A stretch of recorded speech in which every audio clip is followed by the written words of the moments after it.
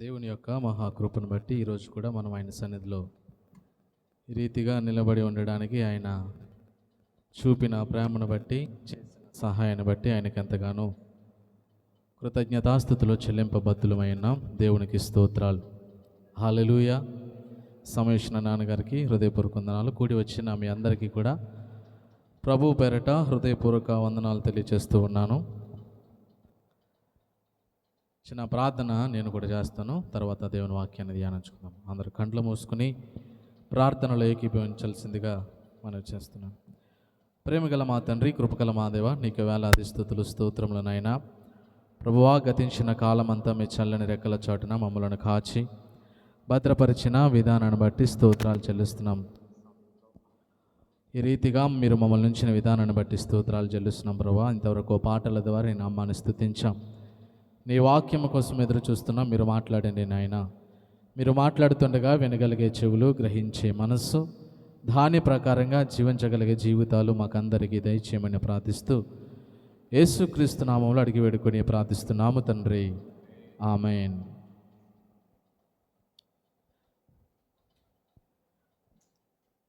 ఈరోజు మనము ఇటు రీతిగా ఉన్నాము అనంటే అది కేవలము దేవుని యొక్క కృప. ఆయన కృప లేకుండా ఒక క్షణమైన మనము బ్రతకలేం. దేవుని యొక్క మహోన్నతమైనటువంటి కృప ఇటు రీతిగా మనలను నడిపిస్తుంది. అందుకే భక్తుడు అంటాడు, నీ కృపాక్షేమములు నా వెంట వచ్చును. గతించిన దినాల నుండి మనము దేవుని వాక్యాలను ధ్యానం చేస్తూ వస్తున్నాం. కడవరి దినాలలో మనమున్నాం, చివరి దినాలలో మనమున్నాం.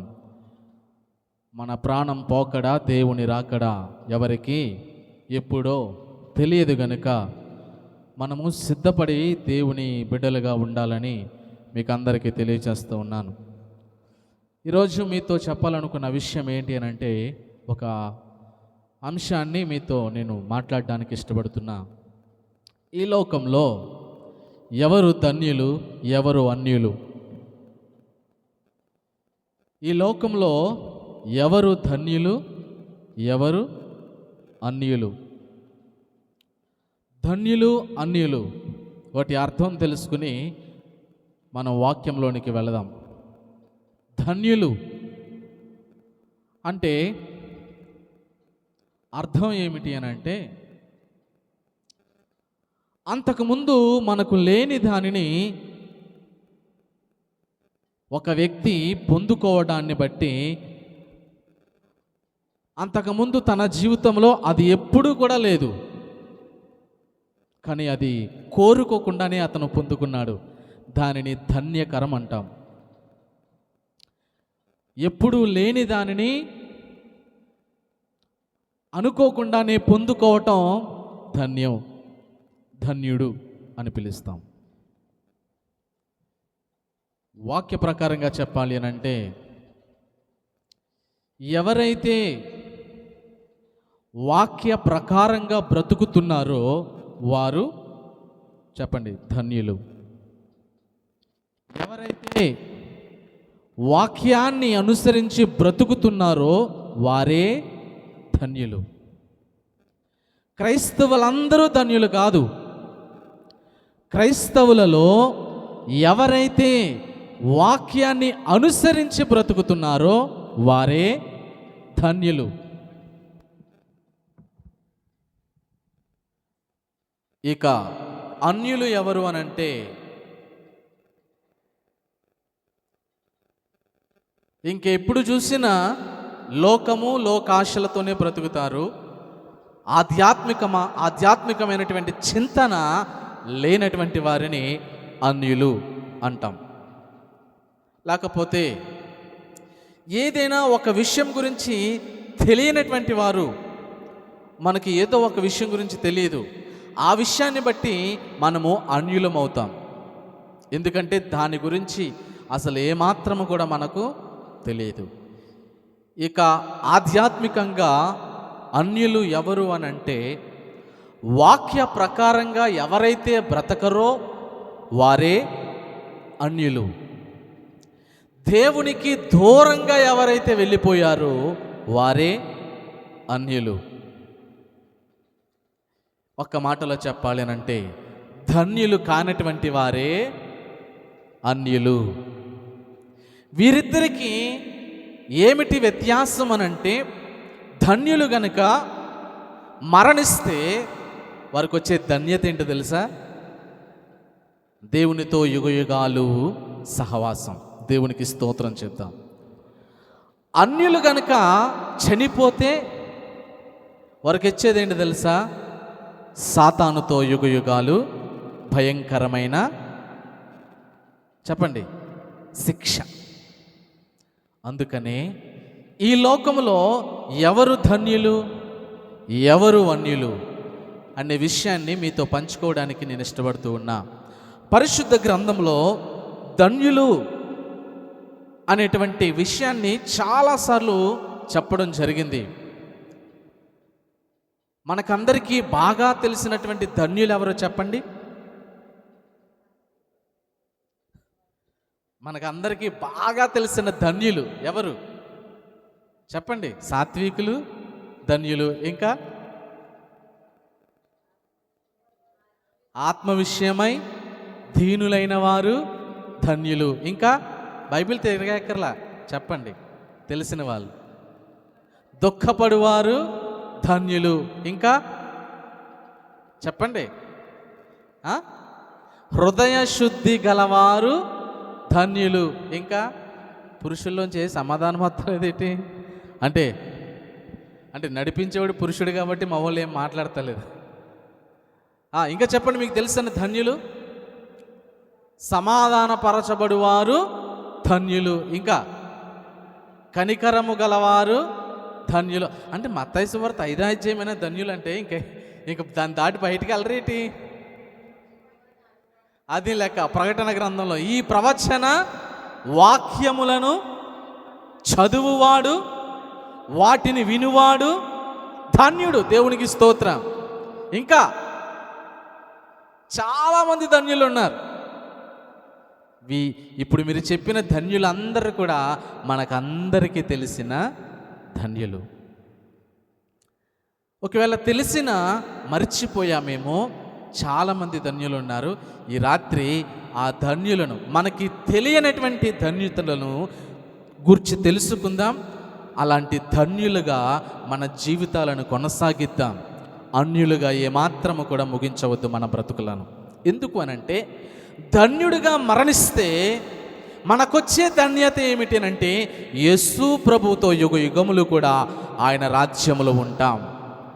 ఒకవేళ మనము అన్యులుగా మరణిస్తే సాతాను గాడితో యుగ యుగములు కూడా భయంకరమైన నరకములో శిక్ష అనుభవిస్తాం.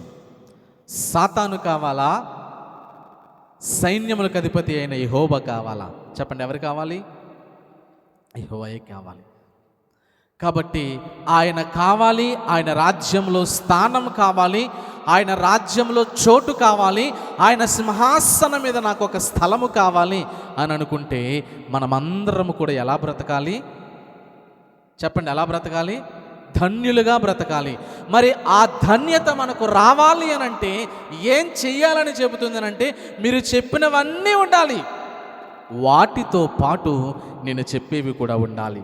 మొదటిగా ఎవరు ధన్యులు అని పరిశుద్ధ గ్రంథము తెలియచేస్తున్నది అనంటే, కీర్తనల గ్రంథం 33వ కీర్తన 12వ చరణములో ఇలా రాస్తున్నాడు. 33వ కీర్తన 12వ చరణం.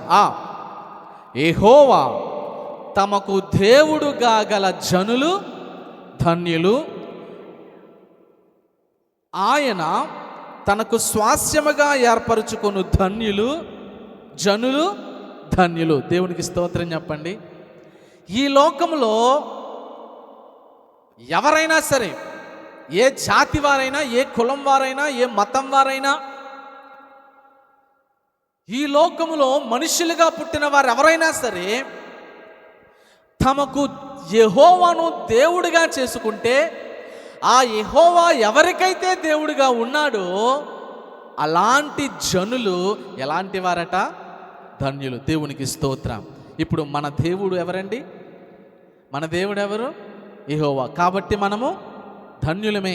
ఈ పాయింట్ని బట్టి ఆలోచన చేస్తే మనము మన దేవుడైన యెహోవాను కలిగి ఉన్నాము. కాబట్టి ఈ వాక్య ప్రకారంగా ఆలోచన చేస్తే యెహోవా తమకు దేవుడు గాగల జనులు ధన్యులు అని అంటూనే రెండవ భాగంలో ఏమన్నాడు అనంటే, ఆయన తనకు స్వాస్యముగా ఏర్పరచుకున్న జనులు, ఆయనకు స్వాస్యముగా కొంతమంది జనులను ఏర్పరచుకున్నాడట. ఆ జనులు ధన్యులు అంటున్నాడు. దేవుడు ఎవరిని గురించి వీరు నా స్వాస్యమని చెప్పాడు? పాత నిబంధన గ్రంథంలో ఏ జనాంగమును చూసి ఏ జనాంగమును బట్టి వీరు నా స్వాస్యమని చెప్పాడు? ఇశ్రాయేలు. ఇప్పుడు ఇశ్రాయేలీలు ఎంత ధన్యత అంటే, వారు అనుకున్నారో లేదో తెలియదు కానీ దేవుడు అనుకున్నాడు, ఈ ప్రజలు ఎవరి స్వాస్థ్యం? ఇశ్రాయేలీలైన ఈ జనాంగము నా స్వాస్థ్యం. ఇప్పుడు ఇశ్రాయేలీలు దేవునికి స్వాస్థ్యముగా చేసుకున్నాడు. కాబట్టి ఇశ్రాయేలీలు ఎలాంటి వారు? ధన్యులు. ఇక్కడ చెప్పాలనుకున్న విషయం ఏంటనంటే, దేవునికి స్వాస్థ్యముగా ఉండటం గొప్ప విషయము అయితే, అనగా దేవుని ప్రజలుగా ఉండటం గొప్ప విషయం అయితే, దేవుని ప్రజలుగా బ్రతకడం అనేది ఇంకా గొప్ప విషయం. దేవునికి స్తోత్రం. ఎందుచేత అని ఆలోచన చేస్తే దేవుడు చెప్పాడు, ఈ ప్రజలు నా స్వాస్యం అని చెప్పాడు. ఈ ప్రజలకు నేను దేవుణ్ణి అని చెప్పుకుని ఈ ప్రజలకు ఒక ధన్యతనిచ్చాడు. కానీ ఆ ప్రజలు దేవుడిచ్చిన ధన్యతను ఏం చేసుకోలేకపోయారు? నిలబెట్టుకోలేకపోయారు. ఈ రోజున అదే మాట మనతో చెబుతున్నాడు.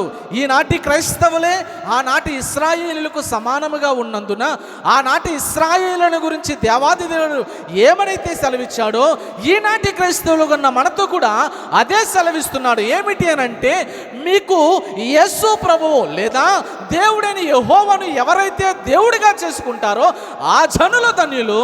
అలాగే ఆ జనులను, అనగా ఏ జనులనైతే దేవుడు స్వాస్యముగా చేసుకుంటాడో ఆ జనులు ధన్యులు అని అంటున్నాడు. ఈ రోజున ఇశ్రాయేలులకు సమానముగా ఉన్నటువంటి క్రైస్తవులమైన మనము దేవుడు తనకు స్వాస్యముగా చేసుకున్నాడు. అందును బట్టి మనకొక ధన్యత వచ్చింది. దేవుడిచ్చిన ఈ ధన్యతను మనము నిలబెట్టుకోగలిగామా లేదా అన్నది ప్రశ్న. దేవుడు మనకిచ్చిన ధన్యత ఏంటంటే, పరిశుద్ధుడైన దేవుడు, పాపమెరుగని దేవుడు, పాపము చెయ్యని దేవుడు, పాపమే లేనటువంటి దేవుడు అపరిశుద్ధులైనటువంటి మనలను, పాపము చేస్తున్నటువంటి మనలను, పాపములో పుట్టినటువంటి మనలను, పాపముతోనే జీవిస్తున్నటువంటి మనలను పరిశుద్ధపరిచి తనకు స్వాస్యంగా చేసుకుని మనకొక ధన్యతనిస్తే ఆ పరిశుద్ధతను మనము కాపాడుకోగలిగామా లేదా అన్నది ప్రశ్న. ఈ రాత్రి దేవుడు మనల్ని అడిగే ప్రశ్న ఏమిటి అంటే, నీవు ధన్యుడిగా జీవిస్తున్నావా, అన్యుడిగా జీవిస్తున్నావా? నీవు దేవుణ్ణి కలిగి ఉంటే ధన్యుడవు, దేవునికి దూరముగా ఉంటే అన్యుడవు. ధన్యుడిగా ఉండి మరణిస్తే దేవుని రాజ్యములో ఉంటావు, అన్యుడిగా ఉండి మరణిస్తే దయ్యాల రాజ్యములో ఉంటావు. అదే నిత్యమైన నరకం. మొట్టమొదటిగా దేవుడు ఏమి చెప్తున్నాడనంటే, యెహోవా తమకు దేవుడుగా గల జనులు ధన్యులు. మన దేవుడు యెహోవాయే అని చెప్పుకుంటున్నాం. ఆ విషయంలో మనము ధన్యులమే. రెండవ విషయంలో ఏమంటున్నాడనంటే, ఆయన తనకు స్వాస్యముగా ఏర్పరచుకున్న జనులు, మనల్ని కూడా ఆయన ఏర్పరచుకున్నాడు. ఎలా? ఒకానొక సమయం వరకు లోకములో ఉన్న మనలను, లోకస్తులతో బ్రతుకుతున్న మనలను, లోకమనే పాపమనే భయంకరమైనటువంటి దుర్వ్యసనాలకు బానిసలపోయి లోకమనే పాపములో పడిపోయి కొట్టి ముట్టాడుతున్నటువంటి మనలను ఆయన లోకములో నుండి వేరు చేసి ప్రత్యేకపరచి ఆయన రక్తాన్ని కార్చి ఆయన రక్తాన్ని మన మీద ప్రోక్షించి అపరిశుద్ధమైనటువంటి మన జీవితాలను పరిశుద్ధంగా మార్చి, పరిశుద్ధ గ్రంథాలను మనలను చేతపట్టుకునేలా చేసి, ఆయన సన్నిధిలోనికి అడుగుపెట్టి ఆయనను ఆరాధించే ఆరాధికుల జాబితాలో చేర్చుకుని ఆయనకు స్వాస్యముగా చేసుకున్నటువంటి మనలను ఆ ధన్యత నిలబెట్టుకోగలిగామా లేదా అన్నది ప్రశ్నిస్తున్నాడు ఈ రాత్రి. ఏమిటా ధన్యతనంటే, ఆయన మనలను తనకు స్వాస్యముగా చేసుకున్నాడు. ఆ స్వాస్యముగా చేసుకునే విషయం ఉంది చూసారా, దానిలో మనము నేటి వరకు కదలక స్థిరముగా నిలబడ్డామా? దేవుడు నన్ను లోకంలో నుండి ప్రత్యేకపరిచే ఆయనకు స్వాస్యముగా చేసుకున్నాడు అనంటే ఇక మన మీద ఎవ్వరికీ అధికారము లేదు, అంతే కదా. నా సొత్తు, నా స్వాస్యము అనంటే ఇక దాని మీద నాకు తప్ప ఇంకెవరికి అధికారము లేదు, ఉండదు కూడా. ఇప్పుడు మనలను ఆయనకు స్వాస్యముగా చేసుకున్నాడు అనంటే మనము ఎవరి సొత్తు? దేవుని సొత్తే. అపవాదిగాడికి అధికారం ఉందా మన మీద? లేదు. అపవాదిగాడి పనులు చేయడానికి అవకాశం ఉందా మనకి? లేదు. కాబట్టి మనము అపవాదిగాడి పనులు చేయని వారిగా మనం ఉండగలిగితే ధన్యులమవుతాం. అపవాదిగాడితో కలిసి చెడ్డ పనులను చేస్తే అన్యులమవుతాం. అన్యులుగా ఉందామా? ధన్యులుగా ఉందామా? మీ ముందు పెడుతున్న ఏది కావాలో మీరు కోరుకోండి. మొదటి విషయం, యెహోవా తమకు దేవుడుగా గల జనులు ధన్యులు. దేవుడు ఆయనే అయి ఉండాలి. ఇక ఆయన స్థానంలో మరెవ్వరు ఉండటానికి వీలు లేదు. దేవుని స్థానంలో ఎవరున్నా ధన్యతను కోల్పోయే భయంకరమైన స్థితిలోనికి వెళ్ళిపోతాం. ఎందుకు రాయించాడు వీరు ధన్యులు, వీరు ధన్యులు, ధన్యులు అని ఎందుకు రాయించాడు? ఈ ధన్యకరమైన జీవితం ప్రతి మనిషికి కూడా అవసరం కాబట్టి, అది క్రైస్తవునికి మరీ అవసరం కాబట్టి ఈ విషయాలను రాయించాడు. ఎప్పుడైనా ఆలోచించామా మన దేవుడు ఎవరంట? చెప్పాలి మీరు, మన దేవుడు ఎవరు? అయితే ఆయనకు తగినట్లుగా మనము బ్రతుకుతున్నామా లేదా? ఆయన అబద్ధం ఆడటానికి ఎవరు కాదు? నరుడు కాదు. ఆయన అబద్ధం ఆడటానికి ఎవరు కాదు? నరుడు కాదు. మరెవరు? దేవుడైన. దేవుని పిల్లలు కూడా అబద్ధం ఆడటానికి ఎవరు కాము? నరులము కాము. ఎందుకు అనంటే పౌలు భక్తుడు అంటున్నాడు, నా మట్టుకైతే బ్రతుకుట క్రీస్తే, జీవించుచున్నది నేను కాదు క్రీస్తే. అంటే పౌలేమయ్యాడు? చచ్చిపోయాడు. ఇక పౌలు అనే ఒక శరీరం కనబడుతుందనంటే ఆ శరీరము పౌలు కాదు, క్రీస్తే నా యందు జీవిస్తున్నాడు.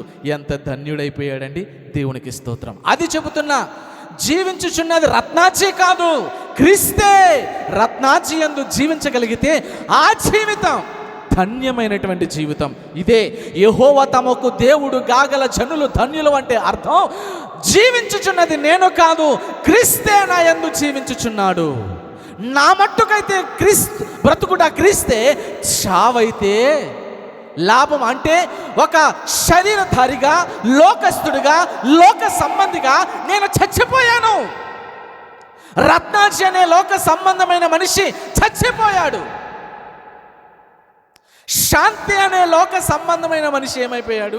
చచ్చిపోయాడు. దీనా కుమారి అనబడినటువంటి లోక సంబంధమైన మనిషి ఏమైపోయాడు? చచ్చిపోయాడు. ఇక జీవించుచున్నది నేను కాదు, క్రీస్తే నా యందు. ఇది గుర్తు పెట్టుకుని బ్రతకాలి మనం. చెప్పండి, మనలో ఎవరు బ్రతకాలి? మనలో ఎవరు ఉండాలి? మాట్లాడాలి. ఎవరుండాలి? ఆయన తప్ప. అన్నీ ఉంటాయి ఇందులో. ఎవరుండాలని చెబుతున్నాం మనం? క్రీస్తు ఉండాలని చెప్తున్నాం. ఆ క్రీస్తు తప్ప లోకంలో ఉన్నాయన్నీ మనలోనే ఉంటాయి. వీధిలో ఉన్న బాధలన్నీ మనలోనే ఉంటాయి. వీధిలో జరిగిన ఆ గొడవలన్నీ మనలోనే ఉంటాయి. దయచేసి వీటన్నిటినీ పక్కన పెట్టేసి మనలో నుండి తీసేసి బ్రతకాల్సింది మొత్తమ్మత్త కాదు. మొత్తమ్మత్తలు ఎవరో? క్రీస్తే నీలో బ్రతకాలి. బోర్డర్ సెక్యూరిటీ ఫోర్స్లో పనిచేసి వచ్చిన తాతారాన్ని కాదు నీలో బ్రతకాల్సింది. తాతారావు అన్నయ్యలో క్రీస్తే ఏమవ్వాలి? జీవించుచున్నది తాతారావు కాదు, తాతారావును నాలో క్రీస్తే జీవించుచున్నాడు. ప్రతి ఒక్కరము పేరు పేరున మీతో ఇంక్లూడింగ్ మీ, నాతో కూడా ప్రభు ఏం మాట్లాడుతుందో తెలుసా? యెహోవా తమకు దేవుడు కాగల జనులు ధన్యులు అంటే అర్థం లోక సంబంధమైనటువంటి వ్యక్తిగత జీవితం చచ్చిపోవాలి, పరలోక సంబంధమైన క్రీస్తే మనలో, అది దాని అర్థం. అలా బ్రతుకగలిగితే మనము చస్తే ఎక్కడుంటాం? క్రీస్తు ఏ న్యాయ సింహాసనం మీద కూర్చున్నాడో అదే సింహాసనం మీద నిన్ను నన్ను కూర్చోబెడతాడు. నమ్మిన వారు స్తోత్రం చేద్దాం, నమ్మిన వారు మాత్రమే చెబుదాం. అదేంటి తగ్గిపోయింది?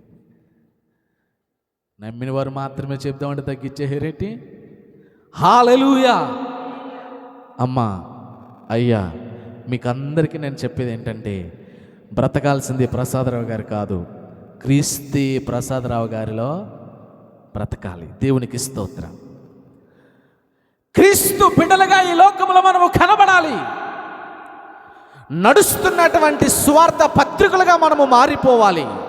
జీవము కలిగినటువంటి పరిశుద్ధ గ్రంథాలుగా మన జీవితాలు మారిపోవాలి. అలా మారిన రోజే యెహోవా తమకు దేవుడుగా గల జనులు ధన్యులు అనబడిన అర్థం ఇచ్చినటువంటి వాక్యం మన జీవితాలకు సార్థకం అవుద్ది. నమ్మిన వారు స్తోత్రం చెబుతాం. రెండవ విషయంలోనికి వెళదాం. పరిశుద్ధ గ్రంథము నుండి 84వ కీర్తన 4వ చరణములో ఇలా రాస్తున్నాడు. 84వ కీర్తన 4వ చరణం. 84వ కీర్తన 4వ చరణం.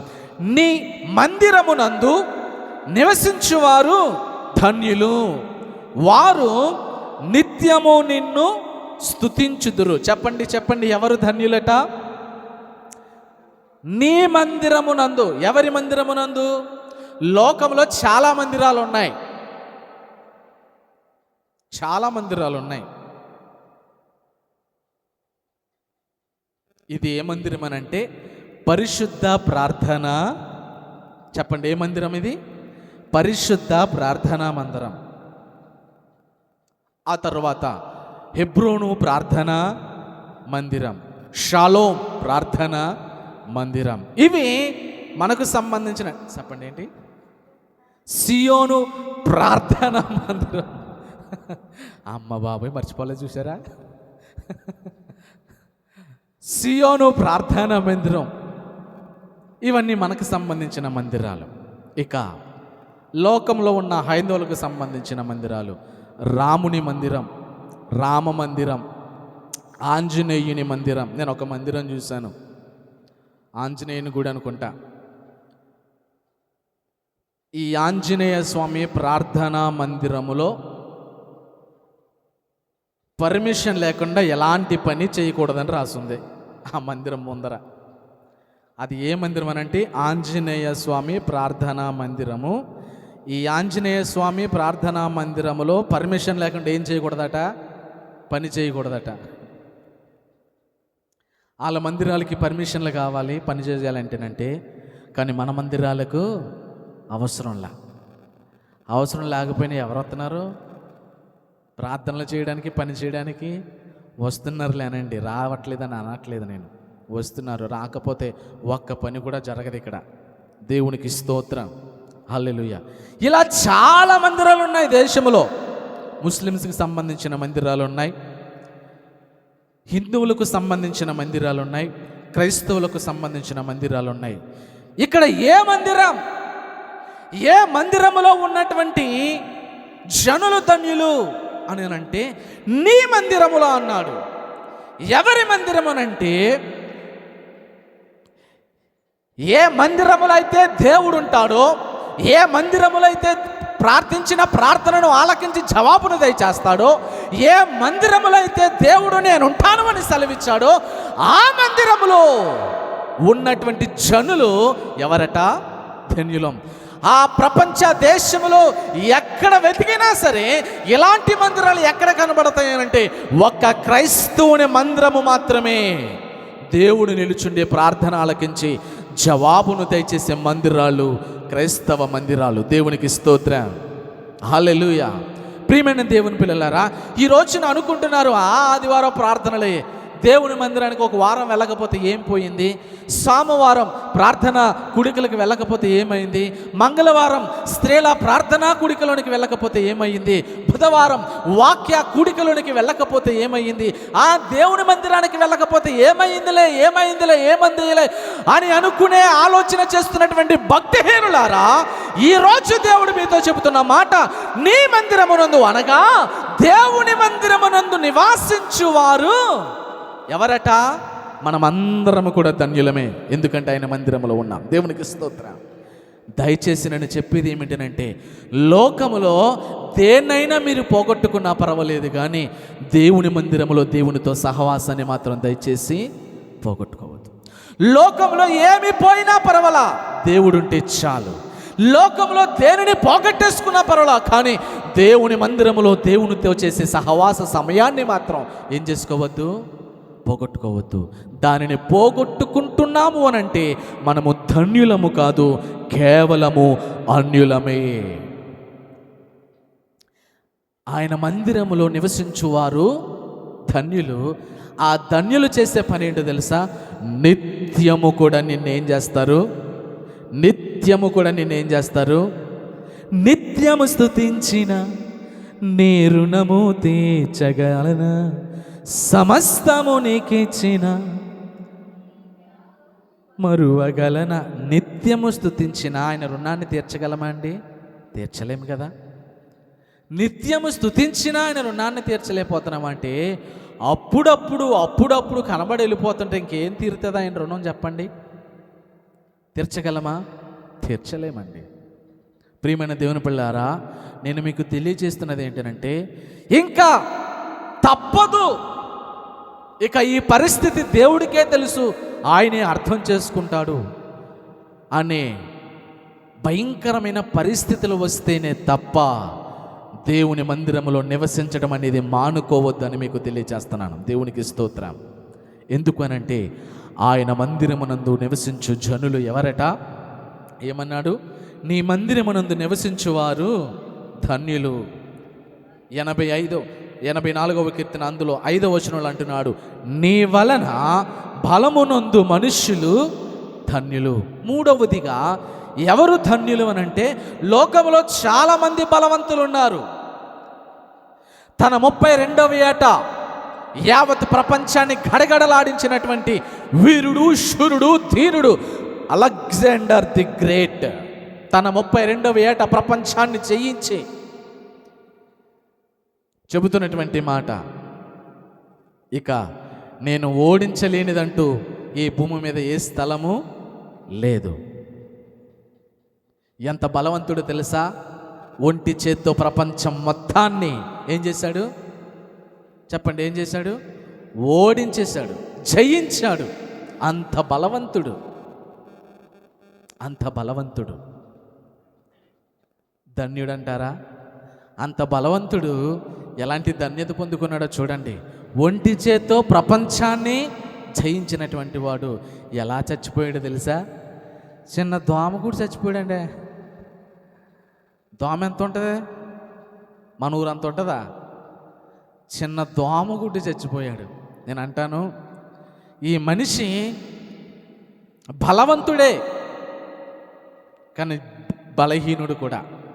ఎంత బలవంతుడనంటే, ఒక తాటి చెట్టుని మొదలకి నరికేసి పడగొట్టేయగలడు, అంత బలవంతుడు. అదే చెట్టు మీదడితే చచ్చిపోతాడు, అంత బలహీనుడు. తాటి చెట్టుని నరికి పడగొట్టగలడు, అంత బలవంతుడు. అదే చెట్టు మీదడితే అక్కడికక్కడే చచ్చిపోతాడు, అంత బలహీనుడు. దోమల మీద దండయాత్ర చేసే అంత బలవంతులమే. దోమ అలా చూస్తారేంటి? మన రాష్ట్ర ముఖ్యమంత్రి గారు నారా చంద్రబాబు నాయుడు గారు గతించిన సంవత్సరాలలో చేసిన దండయాత్ర ఏంటో తెలుసా? దోమల మీద దండయాత్ర చేశాడు ఆయన. మీకు గుర్తుందో లేదో మరి. అంతటి బలవంతులం మనం. కానీ అదే దోమ కొడితే ఏమైపోతాం? చచ్చిపోతాం, అంత బలహీనులం. నీ బలం దేనిని బట్టి? నీవు వేసుకుంటున్న మందులను బట్ట, వాడుతున్న మెడిసిన్ బట్ట, తింటున్న ఆహారాన్ని బట్ట, నీకు కలిగిన జ్ఞానాన్ని బట్ట, నీకున్న తెలివితేటలను బట్ట, నీకున్నటువంటి అధికారాన్ని బట్ట, నీకున్న పలుకుబడిని బట్ట, నీ బలం దేనిని బట్టి అయినా సరే, అలాంటి బలము వలన నీవు బలహీనుడవై కానీ ఏ మాత్రము కూడా బలవంతుడవు కాదు. కానీ ఒక్క విషయం తెలియజేస్తున్నది, నీ వలన అనగా దేవుని వలన బలమునందు మనుష్యులు దేవునికి స్తోత్రం చెబుదా. దావీదు బలవంతుడా, గొల్యాదు బలవంతుడా? చెప్పండి ఎవరు? మనలో మామూలుగా మాట్లాడుకుందామండి. మరి మీరు మరీ సీరియస్గా వాక్యంలోకి వెళ్ళిపోతున్నారు. దావీదు బలవంతుడా, గొల్యాదు బలవంతుడా? గొల్యాదు బలవంతుడు. కాబట్టే కదా ఇశ్రాయేలీలు 40 రోజుల నుండి తినడం, తాగడం, యుద్ధానికి రెడీ అయిపోవడం, ఎందుకు లేరా అని మళ్ళీ వెనక్కి వెళ్ళిపోవడం. అంత బలవంతుడండి, అంత బలవంతుడు. కానీ దావీదుకి ఎలా బలం వచ్చింది అనంటే, దేవుని వలన దావీదు ఏం పొందుకున్నాడు? దేవునికి స్తోత్రం చేద్దాం. హల్లెలూయా, హల్లెలూయా. దేవుని వలన బలమునందు మనుషులు ధన్యులు కదండి. దావీదుకున్న బలం ఎవరు అనంటే తన దేవుడే. తన దేవుడైన యెహోవా వలన దావీదు బలము పొందుకున్నాడు. ఏమైపోయాడో తెలుసా? ధన్యుడైపోయాడండి. ఎంత ధన్యుడయ్యాడో తెలుసా? యుద్ధమంతా జరిగిన తర్వాత అక్కడ ఉన్నటువంటి ఆ దేశంలో ఉన్న మనుషులందరూ కూడా ఏమని పాట పాడుతున్నారమ్మా?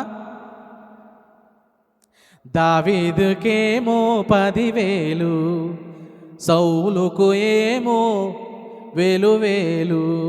దావీదుకేమో 10,000, సౌలుకు ఏమో 1,000 అని పాడుతున్నారు. దావీదుకు వచ్చిన ధన్యత ఏంటంటే 10,000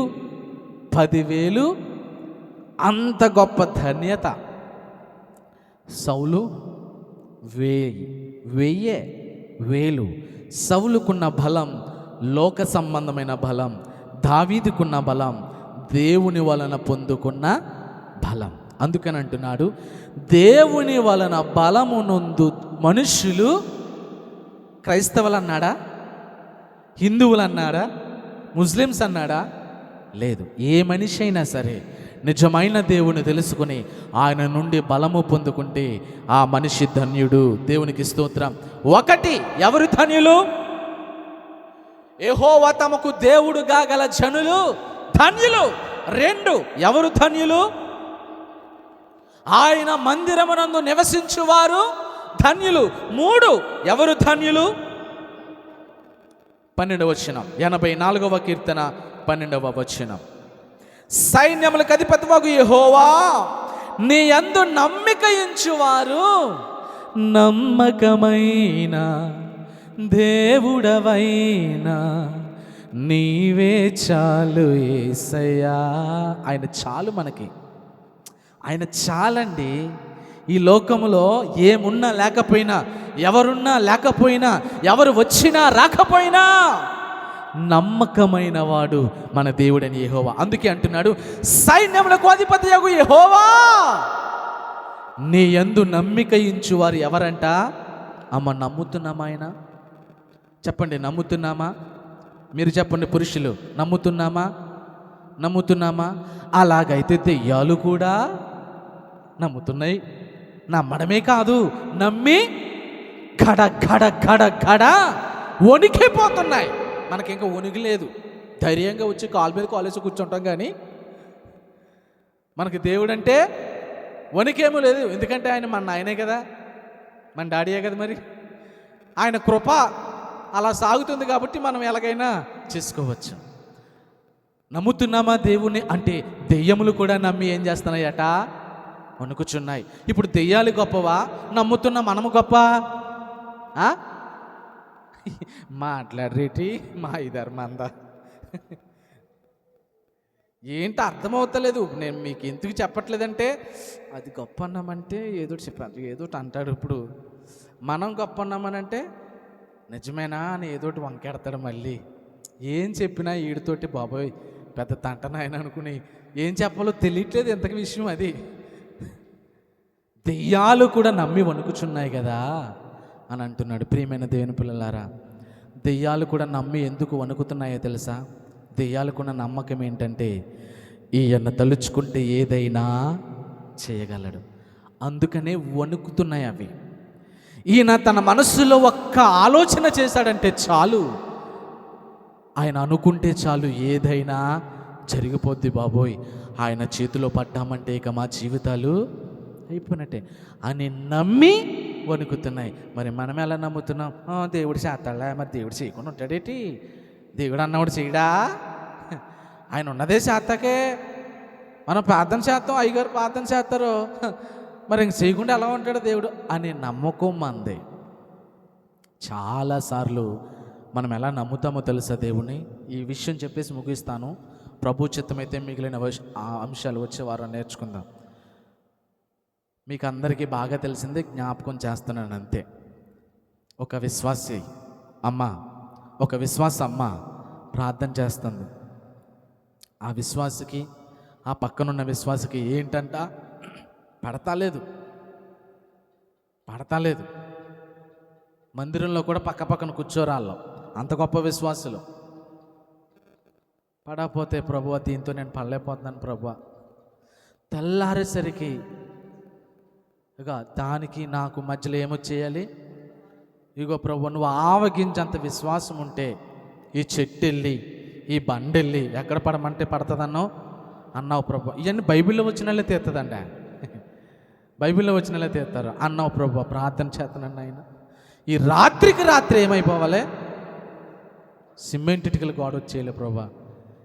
ఇక దాన్ని ఎలా కూల్చినా సరే కూలకూడదు ప్రభు, అంత బలమైన గోడ రప్పించింది ప్రభు అని ప్రార్థన అంతా చేసి ఆమె నన్ను పడుకుందండి.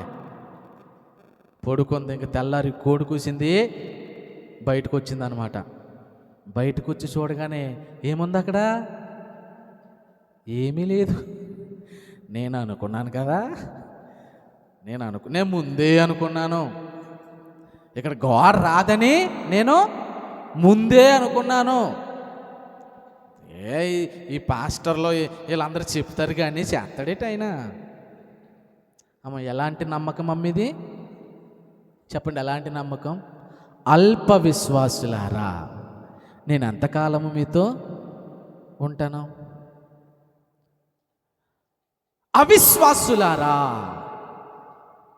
ఇలా అయితే మీ జీవితాలు కష్టం. అపనమ్మకంతో ప్రార్థన చేసిందండి.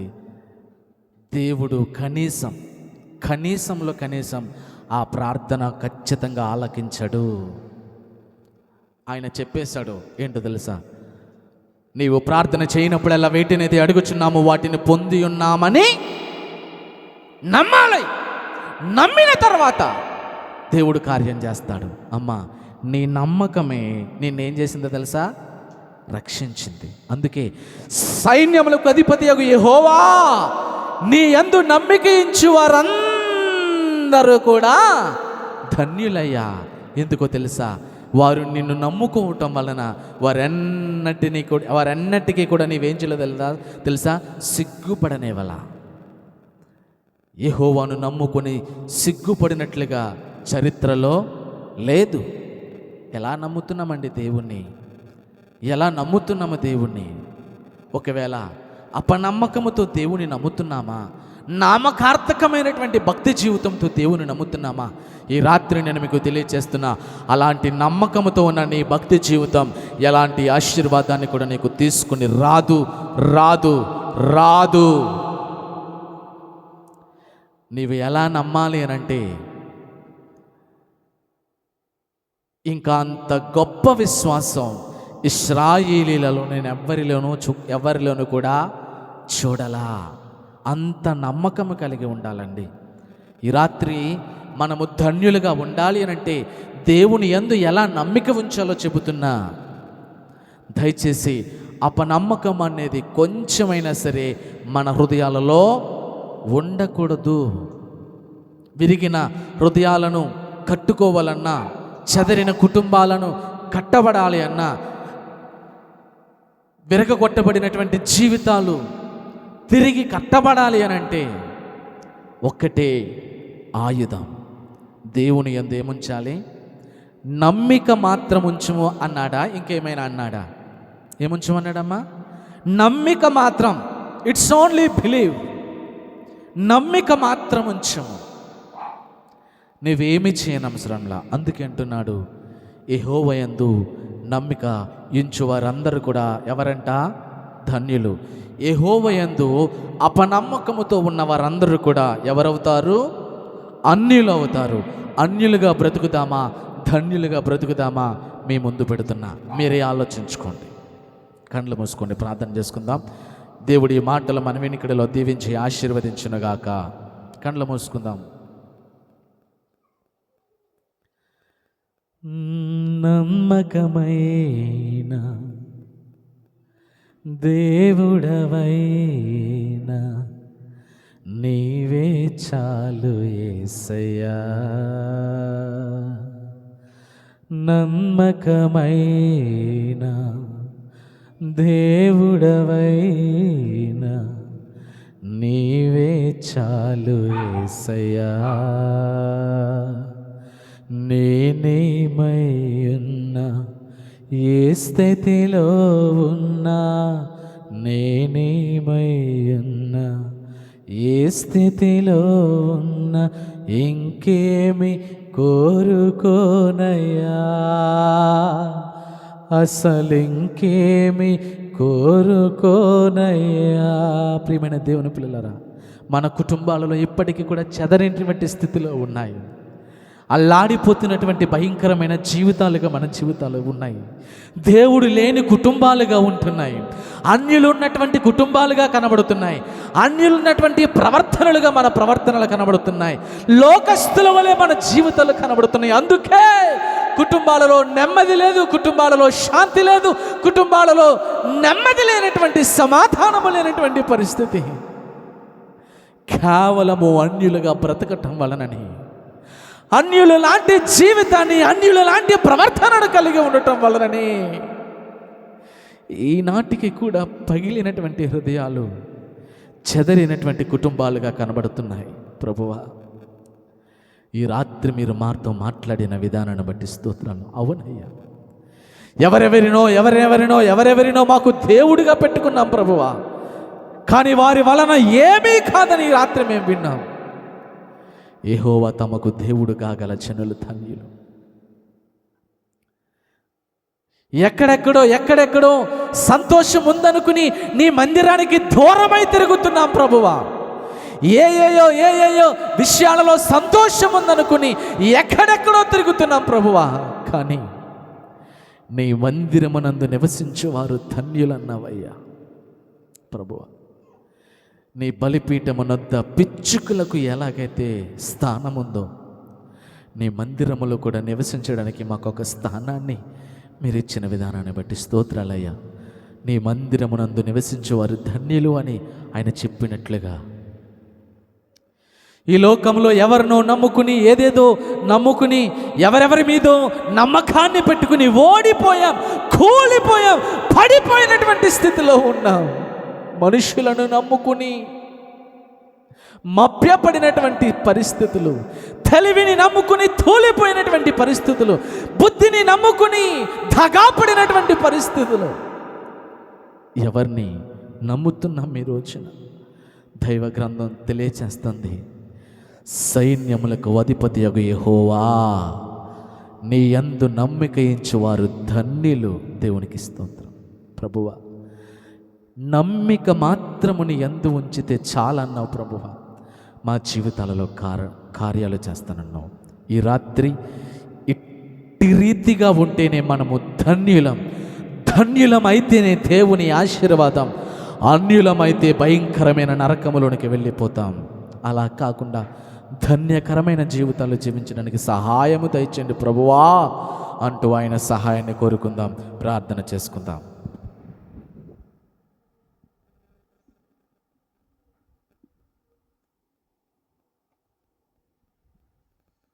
పరిశుద్ధుడా, మహోన్నతుడా, దయగల మా తండ్రి, నీ పరిశుద్ధమైన ఉన్నతమైన నామమునకు వందనములు స్తోత్రములు చెల్లిస్తూ ఉన్నాము ప్రభువా.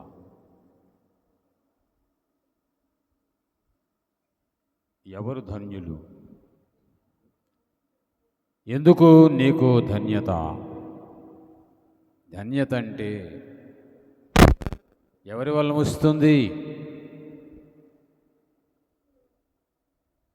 బిడ్డల వలన, కుటుంబీకుల వలన, ఆస్తి వలన, ఐశ్వర్యము వలన, గర్వము వలన, బలము వలన, దేని వలన నిన్ను ధన్యులు అని పిలుస్తారు, ప్రజలు అనుకుంటారు.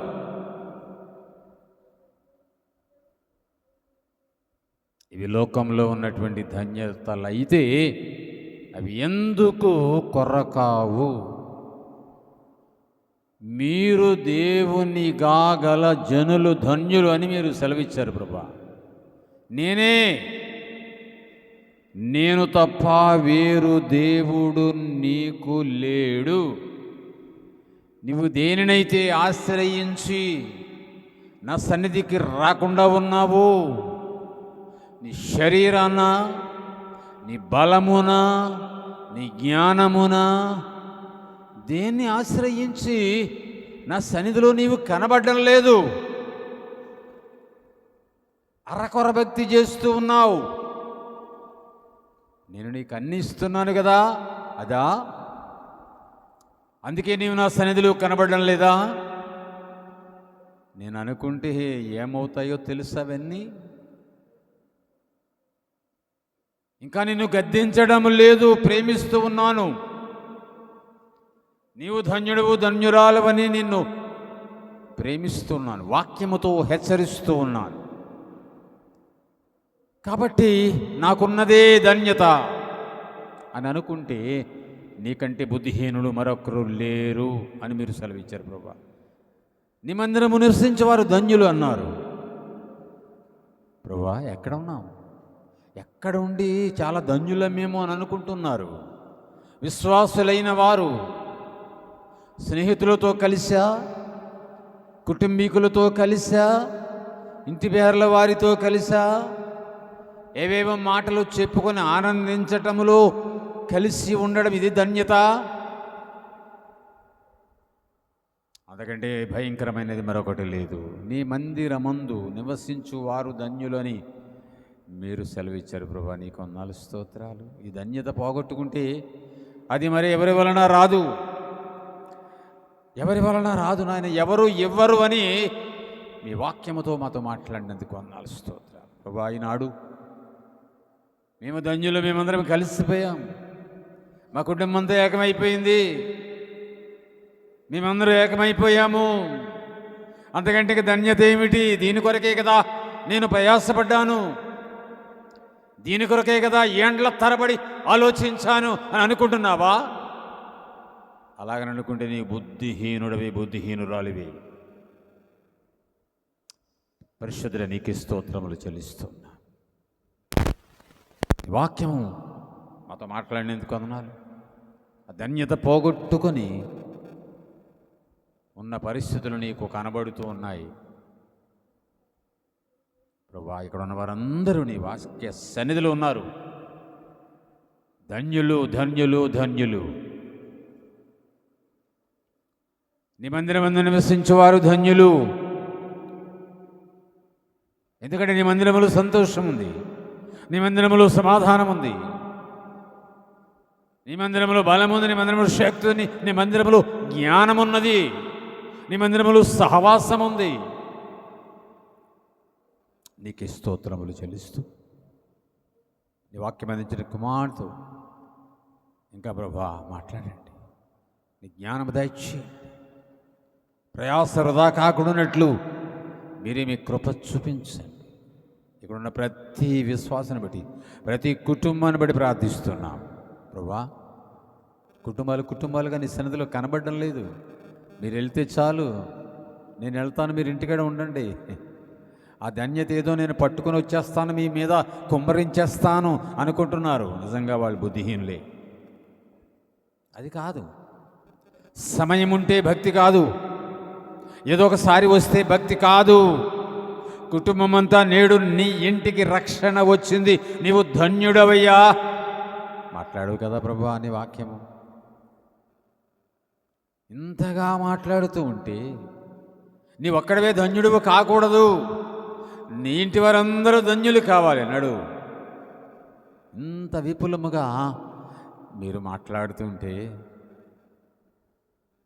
నీ ధన్యత నేను పట్టుకొస్తాను, నువ్వు ఇంటికాడ ఉండు, నువ్వు కాపలా ఉండు ఇంటికి. ఇది సరైన ధన్యత కాదు. నీ కుటుంబం అంతా నేను నా కుటుంబము యెహోవా యందు ఆనందించదము, ఆయనను సేవించదమని ప్రభా భక్తుడు మాట్లాడుతున్నాడు కదయ్యా. నీకే స్తోత్రాలు చెల్లిస్తూ ఇక నుంచి వాక్యము విన్న ఇక నుంచి కుటుంబం అంతా నీ సన్నిధిలో ఉండటము ధన్యత. ఈ ధన్యత ఒకరిచ్చేది కాదు, భార్య భర్తకు, భర్త భార్యకు, ఇరువురు కలిసి పిల్లలకు ఇచ్చేది కాదు. కుటుంబమంతా, రక్షించబడిన కుటుంబమంతా మానక నీ సన్నిధికి వచ్చునట్లు, ఇది సరైన భక్తి కాదని మీరు మాట్లాడుతూ ఇక్కడ వచ్చిన వారిని దీవించి ఆశీర్వదించండి. మరలా తిరిగి ప్రార్థన కుడికలో ప్రభా మేము కలుసుకోవడానికి సహాయం దయచేయండి. నీకే వందనములు స్తోత్రములు చెల్లిస్తూ దూరమున మా బిడ్డల కొరకు ప్రార్థిస్తూ ఉన్నాము, సంఘ బిడ్డల కొరకు ప్రార్థిస్తున్నాము. ఈ కుటుంబాలలో విశ్వాసాలని